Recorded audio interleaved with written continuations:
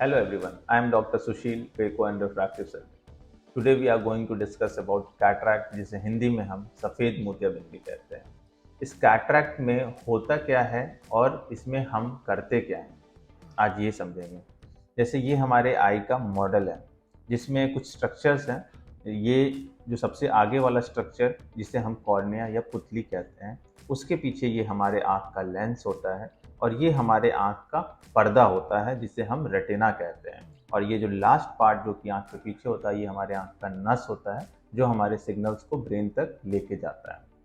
एक नॉर्मल इंसान या यंग इंसान में होता क्या है जैसे ये जो लेंस होता है उन यंग नॉर्मल इंसान में क्लियर या ट्रांसपेरेंट होता है। वही एक कैटरैक्ट के पेशेंट में या जिनका एज ऑलमोस्ट 50 से ज़्यादा है, उनमें ये लेंस सफ़ेद होने लगते हैं, जैसे कि इस टाइप से, जिसकी वजह से उन्हें प्रॉब्लम आना स्टार्ट होता है। तो एक नॉर्मल इंसान में होता क्या है कि जो ये लाइट्स होते हैं हमारे आँख में आते हैं, वो इस क्लियर लेंस के थ्रू हमारे पर्दे पे जाते हैं, जिससे हमें क्लियर इमेज दिखाई देता है। लेकिन एक कैटरैक्ट के पेशेंट्स में वो लाइट्स ब्लॉक होने लगते हैं सफ़ेदी के कारण, जिसकी वजह से पूरी तरीके से लाइट्स हमारे पर्दे पे ना जा पाती है और उसके वजह से हमें धुंधला दिखना या सतरंगा दिखना या रात में ड्राइविंग के समय या लाइट्स को देखने के समय चौंध लगना, कई बार डबल इमेजेस भी दिखाई देते हैं। तो ये सब प्रॉब्लम स्टार्ट हो जाते हैं। तो इसमें जैसे ये जो सफ़ेदी आती है लेंस में, इस सफ़ेदी को हम रोक नहीं सकते क्योंकि it's a part of ageing process. जैसे कि हमारा बाल सफ़ेद होता है उम्र के साथ, वैसे ही ये हमारा क्लियर लेंस भी धीरे धीरे सफ़ेद होने लगता है। ये मेरी आंखों में भी होगा, आपकी आंखों में भी होगा और सबकी आंखों में होना है एक ना एक दिन। तो इसमें हम लोग, जैसे पेशेंट्स का कई बार सवाल होता है कि क्या सर इसे हम आई ड्रॉप से या मेडिसिन से या फिर कुछ और मान लीजिए मसाज, योगा, आयुर्वेदा से ठीक कर सकते हैं?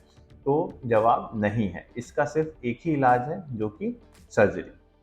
तो सर्जरी में हम लोग करते क्या हैं कि ये जो हमारा लेंस होता है, खराब वाला लेंस, इसे हम लोग रिप्लेस करते हैं एक बाहर से क्लियर आर्टिफिशियल लेंस से, जिससे लाइट का रास्ता वापस साफ हो जाता है और फिर से हमारे पर्दे पे लाइट गिरने लगती है और हमें चीज़ें क्लियर दिखाई देने लगती हैं। तो एक बहुत ही कॉमन क्वेश्चन है जो कि ऑलमोस्ट सारे पेशेंट्स ही पूछते हैं कि क्या सर हमें मोतियाबिंद पकने के बाद ऑपरेट कराना चाहिए? तो जवाब बिल्कुल नहीं है, क्योंकि ये सोच थोड़ी पुरानी है। पहले के समय में क्या हुआ करता था कि जब हमारे पास टेक्नोलॉजी नहीं थी, तो इंसान उसमें आँख में एक बड़ा-सा चीरा लगा के उस लेंस को एज़ इट इज़ बाहर निकाल के और फिर उस चीरे को टाँका से सिल दिया जाता था।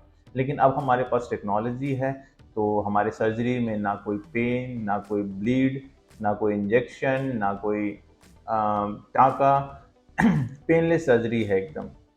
इसमें हम लोग करते क्या हैं कि उस लेंस को, कैटरैक्ट वाले लेंस को आँख के अंदर ही इमल्सिफाई करके उसे हम लोग सक कर लेते हैं मशीन के द्वारा, और उसी मशीन से हम लोग एक इंट्राओकुलर लेंस या लेंस हम लोग इम्प्लांट कर देते हैं आँख के अंदर बैग में।